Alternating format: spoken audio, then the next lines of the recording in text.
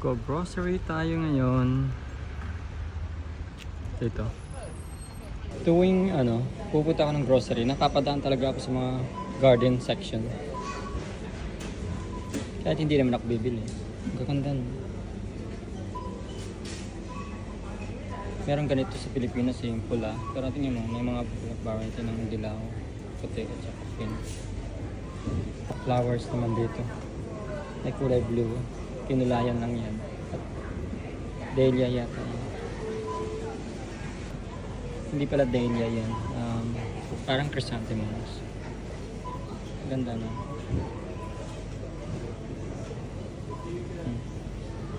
Ito maganda. Mahal yan.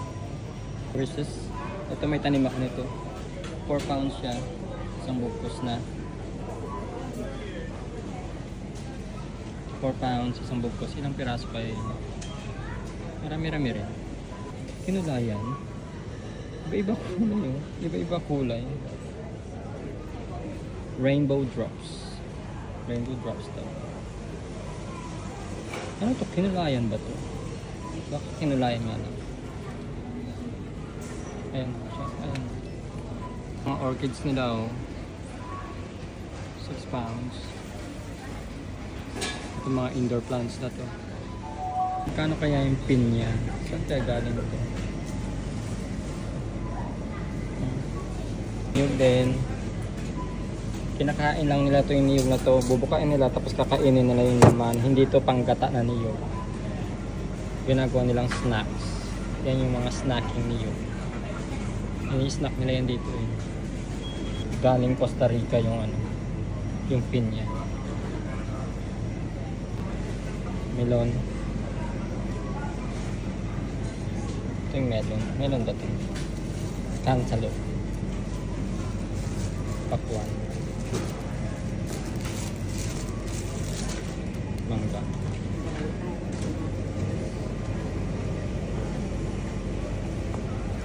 Mga apples. Peras.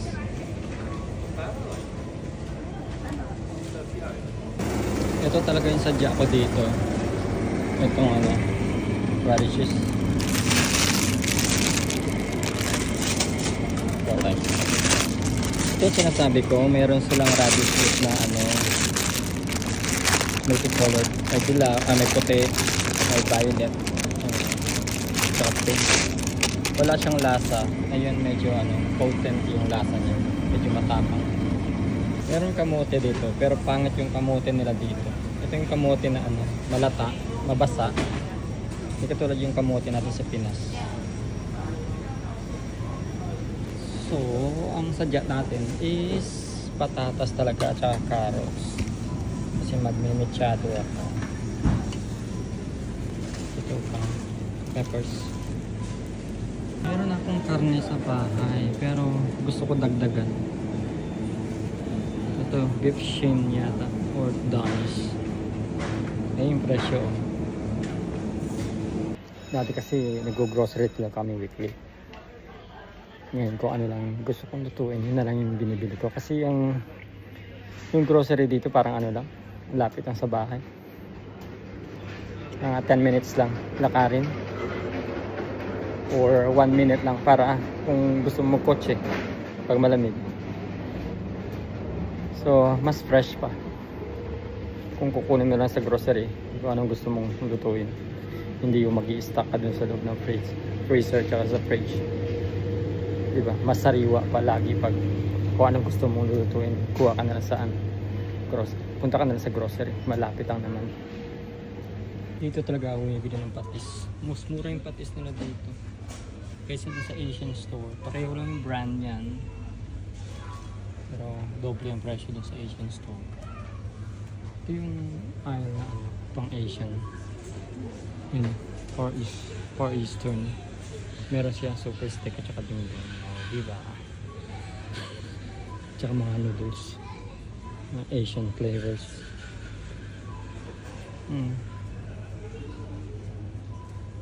Korean.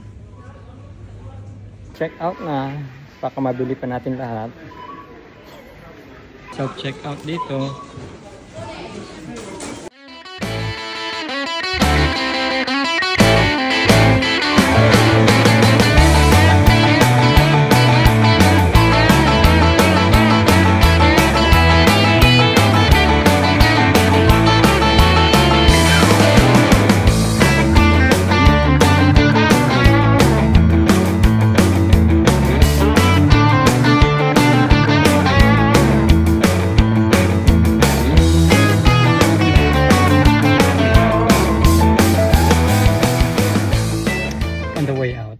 napadaan ako sa Krispy Kreme kasi nasa exit banda. Hindi talaga mahilig sa sa donuts or sa mga, wala akong sweet tooth, pero nag-crave talaga ako sa kanya. Gusto ko yung glaze, yung simple lang, pero parang ilan lang natira. At saka kasi yung donut doon, yung nakaano lang siya, yung parang fridge lang, parang ganun. Ikaw yung kukuha, ayoko yung ganun. So ito yung kinuha ko, yung naka-box. Ayoko yung mga samot-saring kamay na yung kumukuha dun sa tray. So ang halaga nito is 4.49, 4 pounds 49, so 4 pounds 50. Nasa 350 pesos. So ito lang siya, maliliit. 350. As in maliit. Parang glazed donuts din siya, kaso maliliit yung version, you know, di ba? Kasi yung glazed donuts medyo laki. Ito maliliit lang. Pero pareho naman lasa. Nag-crave lang. Ayan, pauwi na ako. Diba? Ang ganda ng mga puno, dilaw. Can you see it? Ang ganda ng mga puno.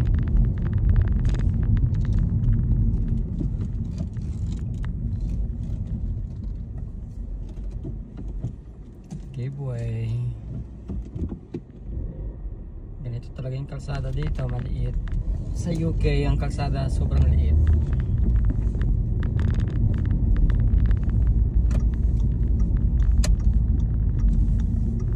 Hindi katulad sa Amerika, ang laki ng lalapad ng kalsada.